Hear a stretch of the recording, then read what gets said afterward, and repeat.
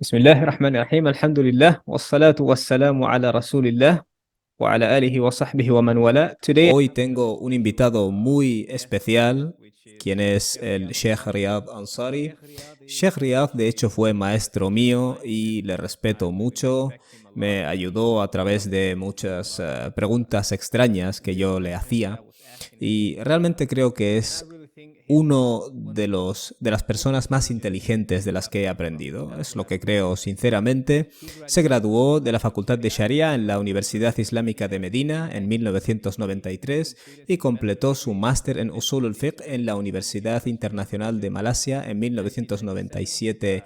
Se fue a los Emiratos Árabes Unidos, donde trabajó como traductor y editor y como maestro de estudios islámicos y árabe en el centro de Sharjah. Ha hecho muchas cosas, ha traducido algunos libros árabes al inglés y es el autor del libro Buscando la felicidad, publicado por Darul Huda en la India.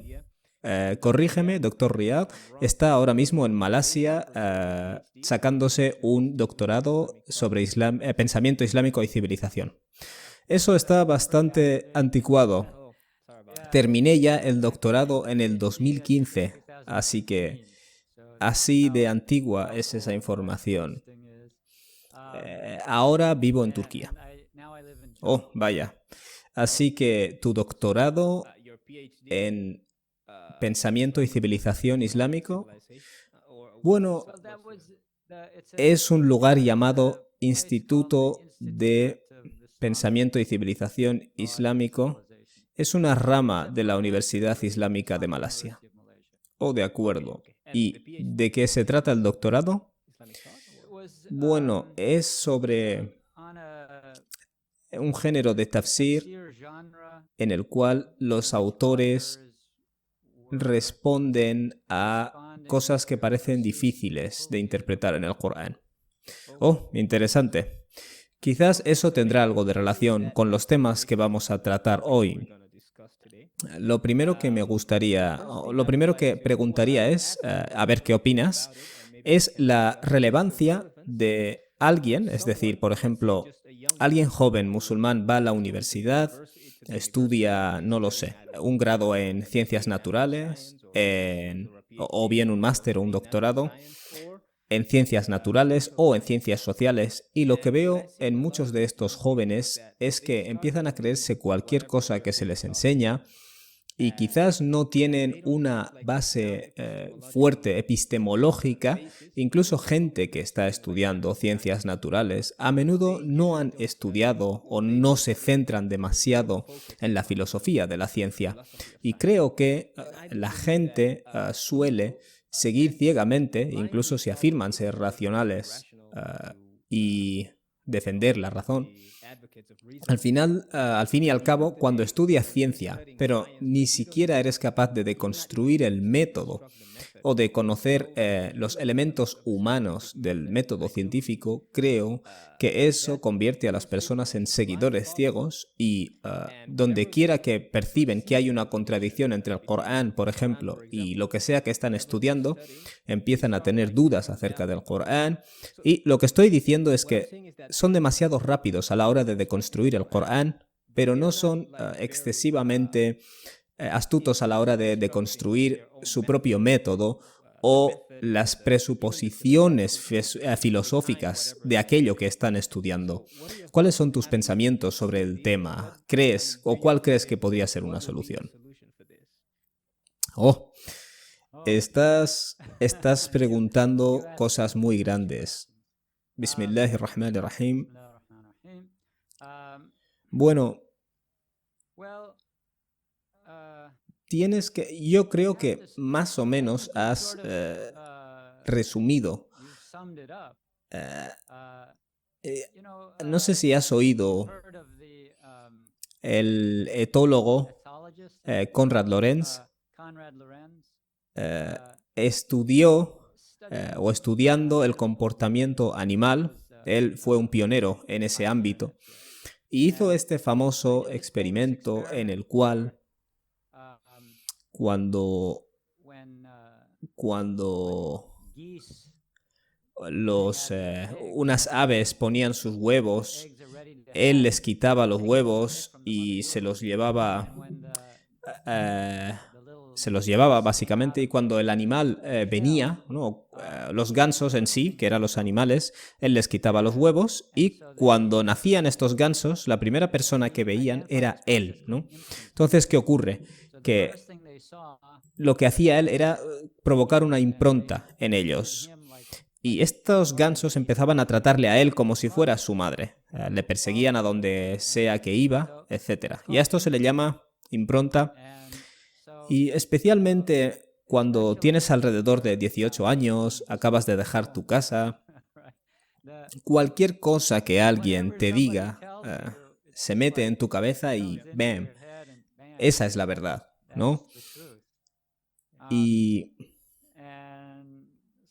si no tienes herramientas, si no se te dan las herramientas cuando estás estudiando primero para examinar tu disciplina, empiezas a tomar determinadas cosas de manera axiomática y asumes que son verdad sin haber analizado. Por tanto, estudiar la filosofía de la ciencia es una cosa importante para la gente que estudia la ciencia. Si no estudias eso, hay un gran problema, porque si tú entiendes lo material, las cosas materiales, como la base o la naturaleza básica de la realidad, ¿cómo sabes que eso es así? Eso es una idea preasumida.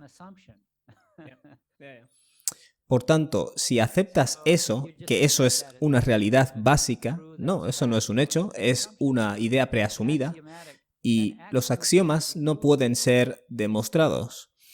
Hay una serie de cosas que aceptas como axiomas y luego construyes encima de estos axiomas. Si ese es tu punto de inicio, todo lo demás se edificará sobre ello. Existe una cita famosa, o no sé si es muy famosa, pero a mí se me quedó grabada, de un profesor de Harvard, un profesor de biología. Y él dijo, no hay nada de la ciencia que nos requiera tener una visión materialista. Pero una vez hemos tomado esa visión materialista, no podemos abrir la puerta ni siquiera un trocito para cualquier otro punto de vista. Y tenemos que explicarlo todo en base a ese punto de inicio, ¿no? Da igual lo contrario a la intuición que pueda parecer en nuestra explicación. Es una cita extremadamente honesta, una declaración muy honesta de cómo son las cosas. Es interesante para mí, y yo creo que cuando afirmas que todo lo que existe es, o esencialmente todo lo que existe es aquello que puedes demostrar empíricamente, esa afirmación en sí misma no la puedes demostrar empíricamente, porque es una afirmación racional. Así que hasta cierto punto yo diría que es contradictorio. Uno de los temas que yo quería tratar contigo, conectado con esto, es la importancia de aprender usul al-fiqh, que es esencialmente la epistemología islámica. Una de las razones por las que creo que si un joven musulmán está estudiando ciencias naturales debería obtener al menos 1 o 2 libros sobre la ciencia y la historia de la filosofía y 1 o 2 libros sobre usul al-fiqh es porque creo que podrían ser capaces de deconstruir incluso su conocimiento del Islam y su conocimiento científico. La tradición islámica suele ver con buenos ojos la deconstrucción, entre comillas, para que separes lo absoluto de lo no absoluto. Veo a mucha gente que defiende teorías en el ámbito científico y más incluso en las ciencias sociales, donde quizás las cosas no sea tan fácil demostrarlas empíricamente, veo a gente que muy rápidamente acepta información sin tener la capacidad de explicarme hasta qué punto esa información es absoluta o no. Así que, por ejemplo, me cruzo con un joven que ha estudiado antropología y me dice que está muy claro científicamente que el monoteísmo fue inventado hace, no sé, 10.000 años. Cuando le preguntas a esa persona, muy bien, ¿cómo sabes eso? A menudo la persona ni siquiera sabe cómo responder. Lo han escuchado en sus clases, en los libros que se les han dado para leer, pero ellos mismos no han ni siquiera se han parado a preguntarse preguntas básicas. Cuando yo le pregunto ¿cuál es la evidencia? Dicen, bueno, hay una pintura por aquí, un artefacto por aquí, un artefacto. Y yo les digo, ¿no crees que la conclusión es demasiado grande y basado en demasiada poca evidencia? Entonces, lo que estoy diciendo es que con una evidencia pequeña se está llegando a una conclusión muy grande. Y esto pasa también en la religión. Alguien puede decirte, por ejemplo, que la Tierra es plana porque el Corán lo dice, supuestamente. Cuando les preguntas dónde está eso, te dan algunos versículos que se pueden interpretar de varias formas. Así que creo que la gente no tiene la capacidad de distinguir lo que es absoluto de lo que no es absoluto, y eso trae muchos de los problemas y supuestas contradicciones que la gente encuentra entre lo que llaman religión versus ciencia. Todos estos shubuhat, controversias, problemas que vienen a la mente del joven musulmán que está estudiando una de estas ciencias en un marco secular, a menudo no parecen ser conscientes del componente filosófico detrás de lo que están estudiando. Así que lo siento, no sé si eso es una pregunta o... Bueno, has empezado con una pregunta que era sobre usul al-fiqh. Y usul al-fiqh es una metodología para guiar o guía el ijtihad. El ijtihad es el razonamiento legal. De manera que los musulmanes en general aceptan la idea de que el Corán es revelado por Dios y que el profeta sallallahu alaihi wasallam también recibió algún tipo de revelación que nos ha llegado en la forma de hadices, ¿no? Cosas que dijo o hizo o aprobó de manera tácita. Sus compañeros lo hicieron en su presencia y él no objetó. De manera que esas fuentes de ley islámica tienes que arreglártelas para entender qué significan en primer lugar. Es como si tienes un mapa ahora, lo pones en esta posición o en esta otra posición. ¿Sabes? Exactamente dónde estoy en este mapa. ¿Cómo aplico este mapa a ese mundo que hay ahí fuera, ¿no? Ahora, porque estos textos fueron revelados hace 1400 años y el mundo ha cambiado mucho. Entonces, ¿cómo este mapa, qué relación tiene con el mundo externo en el que vivimos? Esa es una pregunta importante. Y por tanto, usul al-fiqh es como una guía para usar el mapa. ¿Cómo usamos el mapa? Entonces, una de las cosas que usul al-fiqh investiga es llamado al-hujjiyya, la autoridad de diferentes tipos de evidencia. Y en mi experiencia, no obstante, nunca me he cruzado con un libro de usul al-fiqh donde se trate el hujjiyya del Corán, es decir, la autoridad del Corán. Y eso se debe a que se da por hecho. Si eres musulmán, ya has aceptado eso. Y pienso que una de las cosas que es particularmente problemática para musulmanes de nuestra época es el hecho de que si preguntas a muchos musulmanes, gente que nació en familias musulmanes, ¿crees en Dios? Te dirán, claro, por supuesto. Si les preguntas, ¿crees que el Corán es de Dios? La pregunta se vuelve un poco más difícil, mucho más difícil. Mucha gente te dirá, no sé, no tengo idea. Es algo que la gente dice y pues yo lo digo también. Y es irónico que existe un hadith sobre este tema. En Abu Dawud, una persona es cuestionada en su tumba. ¿Quién es tu Señor? ¿Cuál fue tu religión o tu manera de vivir? ¿Y qué dices sobre este hombre, no? Y se te indica al profeta Muhammad, sallallahu alaihi wasallam. Y si crees en él, tú dices, mi Señor es Dios, mi din es Islam, y ese hombre es Muhammad, Rasulullah, sallallahu alaihi wasallam. Y si suspendes el examen, ¿no? En esta versión de Abu Dawud, la persona tiene tanto miedo que no sabe qué decir. Esa es su respuesta. Y luego dice, no lo sé. Me escuché a la gente decir algo y yo también lo dije. Entonces, esa es un problema grande. Hay gente que toma esa postura, no sé, sigo a la gente, es lo que somos y ya está. Y sí, pero si no hay un reconocimiento de que hay algo especial acerca de este libro, ¿qué clase de fe tienes?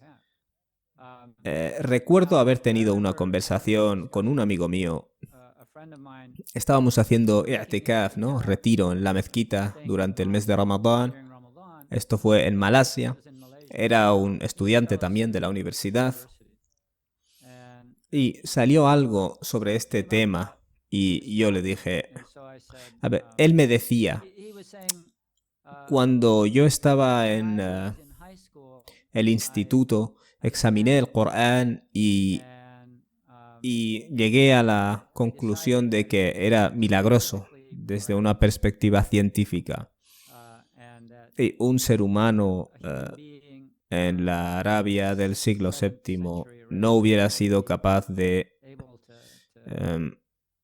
describir de manera correcta el mundo físico en la forma que encontramos en esas descripciones del Corán. Y yo le pregunté a él, si hubieras vivido 100 años atrás, ¿cuál hubiera sido tu base para haber llegado a la conclusión de que el Corán es milagroso? Y entonces él dijo, hay un aspecto lingüístico. Entonces no le empujé mucho en ese ámbito, pero tuve una conversación similar con otro caballero de Malasia. Y él me decía, el Corán es milagroso. Y yo le dije, ¿de qué manera? Solo para ver a qué se refería. Y él me dijo, bueno, es un milagro lingüístico. Y yo le dije, ¿hablas árabe? Y él me dijo, no. Y yo le dije, entonces, ¿cómo sabes? ¿Cómo personalmente sabes que es un milagro lingüístico? Y él me dijo, bueno, gente que yo confío dice que es un milagro lingüístico. Así que, de hecho, eso se llama cuando dices, de acuerdo, confío confío a tal persona y lo que esa persona dice, lo acepto, eso se llama taqlid. En cuestiones de fiqh se acepta este taqlid porque no tienes tiempo de desarrollar todas las herramientas que son necesarias para determinar, ¿vale?, qué es lo que Allah quiere de mí en esta situación. Es una cosa complicada. Entonces vas a alguien que ha pasado el tiempo para obtener ese conocimiento. Pero cuando se trata de cuestiones de creencia, se supone que no tienes que hacer taqlid o imitación. Así que esto es un problema de verdad. Mucha gente que no es árabe, ¿qué fundamento tienen para llegar a algún tipo de firme entendimiento de que hay algo inusual sobre este libro? Así que, en mi opinión, hay ciertas cosas sobre el Corán que son milagrosas desde una perspectiva científica, pero yo creo que alguien que ha hecho un gran servicio, en mi opinión, en cuanto al Islam y los musulmanes, en la lengua inglesa es Numan Ali Khan. Tiene una serie que hizo a lo largo de 2 años. Cada episodio dura 4 o 5 minutos y él coge 2 versículos del Corán que básicamente están diciendo lo mismo, pero hay unas diferencias sutiles y se analiza por qué, cuál es el contexto en este pasaje y en este otro pasaje. Y el hecho de que el Corán no fue escrito, no fue puesto por escrito por el profeta sallallahu alaihi wasallam, no podía escribir ni leer, no podía estar por la noche ahí comparando y diciendo, venga, en este pasaje lo pondré así y en este otro lo pondré así. No fue revelado así, para nada. Y, sin embargo, es tan preciso o cuadra tan precisamente las palabras para ese contexto y las otras palabras para el otro contexto. ¿Quién podría tener registro de todo eso, no? Una o dos coincidencias de este tipo, vale, podría ser. Pero cuando tienes 50 de ellas, es como, ¿sabes? Por poner una metáfora, tienes una gota de agua que cae sobre una piedra y no hace efecto.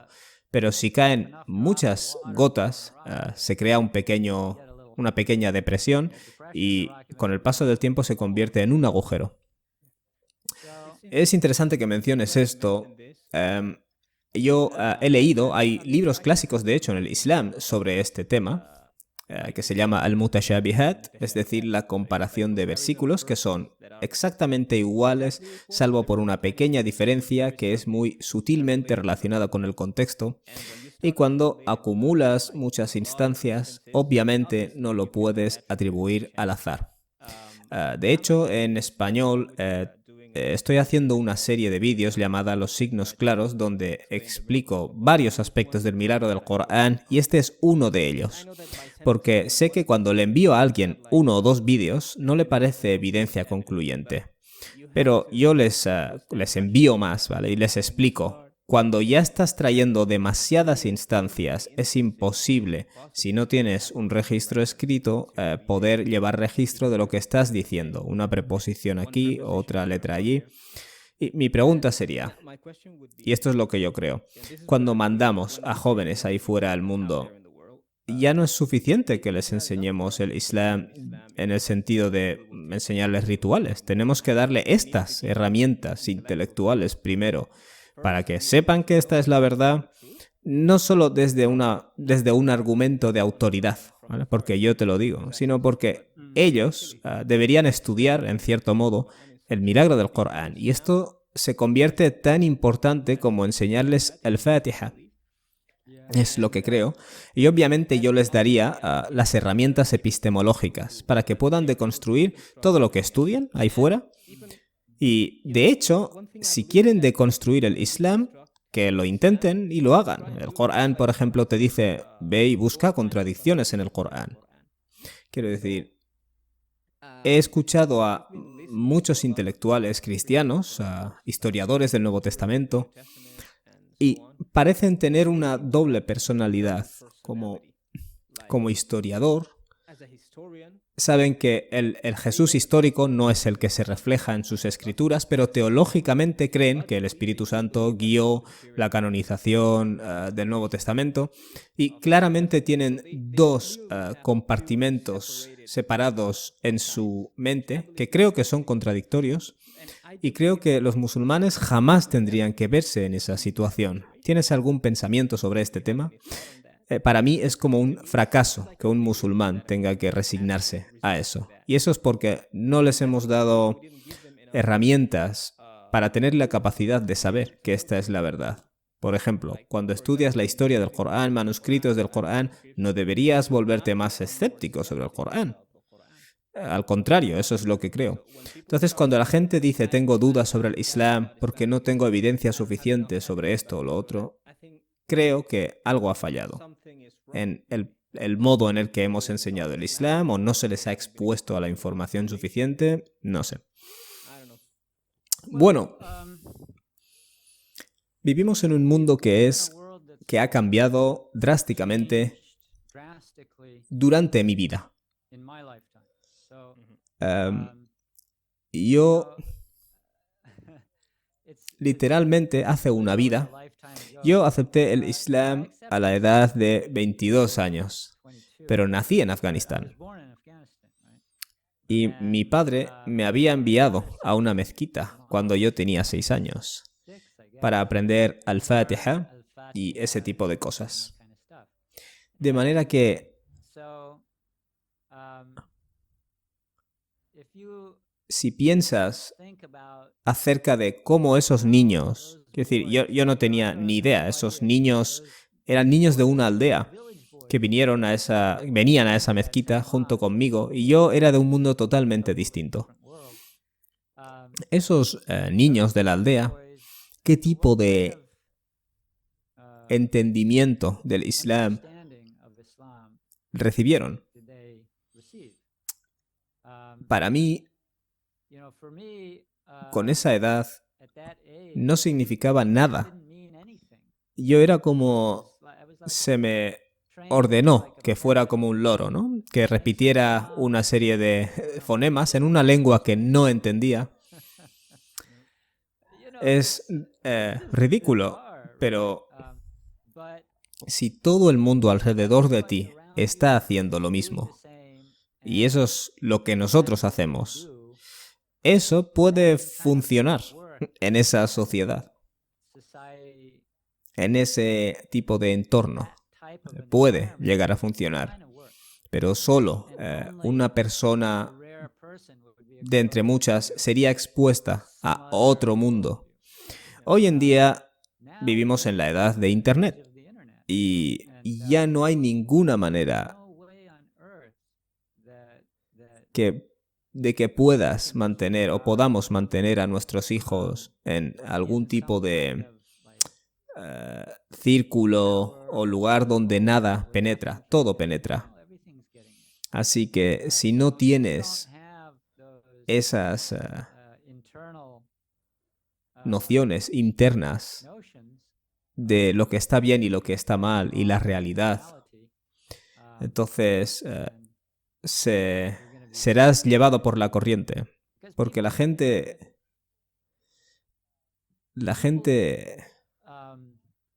si miras a un niño,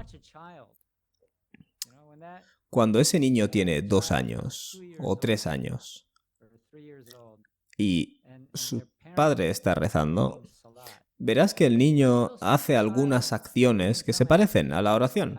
Es natural. Así que eso es una indicación para nosotros de que los seres humanos tienen el instinto de imitar a quienes les rodean. Y cuando eres muy pequeño son tus padres, pero llegarás a una etapa en la cual estás estás mirando al mundo de ahí fuera. Tus amigos, entonces, se convierten en tu criterio de lo que es guay. Cuando vas al instituto, ¿no? La prioridad es quién es guay. Y eso significa que cualquier cosa que ellos hagan, tú intentas hacerla también. Y eso lo único que hace es intensificarse con las redes sociales e Internet. Entonces, si nuestros hijos no tienen ningún tipo de fortaleza, les hemos dejado en una situación débil. Y desde esa perspectiva, yo voy a meter aquí el libro de un amigo mío. Es un nuevo amigo. No diría que es un amigo íntimo.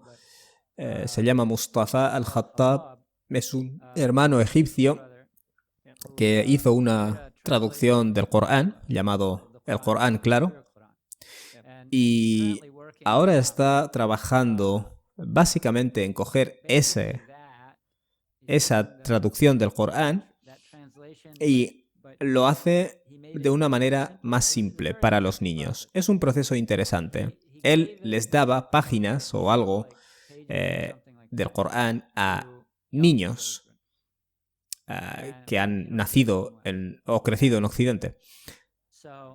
Y les pedía que lo leyeran y circularan las palabras que no entendían.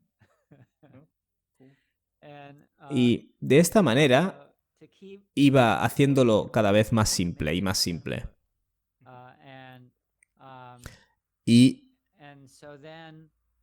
a través de esto tiene como un tafsir para niños pequeños, donde trata Asbabun Nuzul, ¿no? Básicamente él lo llama historias de trasfondo. Básicamente las causas que causaron la revelación de un versículo. Y luego pone estas otras historias que no tienen nada que ver con el texto, pero de alguna manera hay algún tipo de vínculo entre esa historia y lo que está pasando en el sura o en ese pasaje. Y es muy, muy interactivo y presentado con colores y es muy atractivo para los niños. Y él muestra, ¿no? y mostró, comparó, digamos, su versión de un pasaje con otras traducciones del Corán destinadas a la audiencia adulta y ves cómo estos pasajes, si se los dieras a un niño, no entendería absolutamente nada. Por tanto, ponerlo al alcance de un niño, eso es un servicio muy grande. Sí, eso está muy bien. Y creo que ya está publicado, de hecho. Sí, está en el proceso de publicarlo, poco a poco. No creo que esté todo. De acuerdo. Estos son el tipo de cosas que estaría muy bien que todos los musulmanes tuvieran en su casa, porque creo que hasta cierto punto hay bastantes recursos. No es solo que no tengamos recursos, sino el hecho de hacerlos conocidos a las masas para que la gente sepa que eso existe. Y obviamente en español tenemos un problema mayor porque no tenemos tantos recursos, pero supongo que en esta generación se tendrá que trabajar mucho. He pensado en el pasado como un posible proyecto hacer algo similar, pero con temas más avanzados, como por ejemplo para preparar a los niños, esencialmente, para el mundo en el que van a vivir, como por ejemplo cosas relacionadas con la modernidad y los cambios que ha producido en el ser humano, la filosofía de la ciencia, ateísmo, evolución, todas estas controversias, porque lo que yo temo es que cuando el niño es expuesto en el mundo externo, no les hemos primero enseñado nada sobre ello. Y eso es un error por nuestra parte. Te enseño a memorizar algo del Corán y luego cuando vas al instituto o a la escuela normal, se te expondrá cosas y empezarán a pensar estos jóvenes, mis padres no me contaron todo, me contaron una parte de la historia.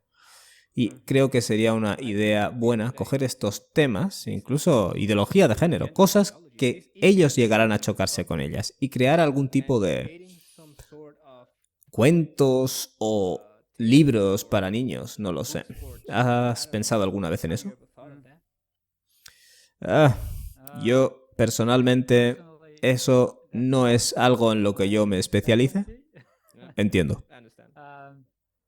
Mi mujer siempre me dice, o me decía, habla a los niños como niños. Les estás diciendo cosas demasiado difíciles. Yo no sería la mejor persona para hacer eso, pero creo que es un proyecto que sería bueno hacerlo con un grupo de personas trabajando en él. De manera que pueda haber múltiples aportaciones y eso sería muy beneficioso. Si alguien trabajara en un proyecto así, yo estaría muy excitado de formar parte de ello. Pero no es la clase de cosa que yo haría por mi cuenta yo solo. Bien, muy bien. De esta manera se comparten ideas. Me encantaría darte las gracias por haber estado aquí y quizás, si Dios quiere, podemos hacer algo en otro momento. Suena bien. سبحانك اللهم وبحمدك أشهد أن لا إله إلا أنت أستغفرك وأتوب إليك